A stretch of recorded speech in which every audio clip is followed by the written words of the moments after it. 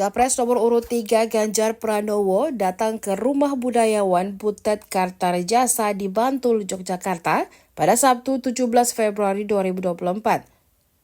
Begitu turun dari mobil, Butet langsung meledek Ganjar dengan sebutan Capres lemes. Namun Ganjar hanya menanggapi singkat kata-kata Butet yang menyebut dirinya terlihat lemas usai Pilpres 2024. Ditemani istri, Capres nomor urut 3 tersebut tampak berbincang dengan sang budayawan. Butet langsung menanyakan keberadaan putra Ganjar, yakni Alam, karena tidak ikut datang. Ganjar menyebut sang anak kini masih berada di Jakarta. Butet kemudian mengajak Ganjar dan Atikoh masuk ke dalam rumah untuk menyantap makanan yang sudah disiapkan. Sambil makan siang, Ganjar dihibur oleh para seniman dari Yogyakarta.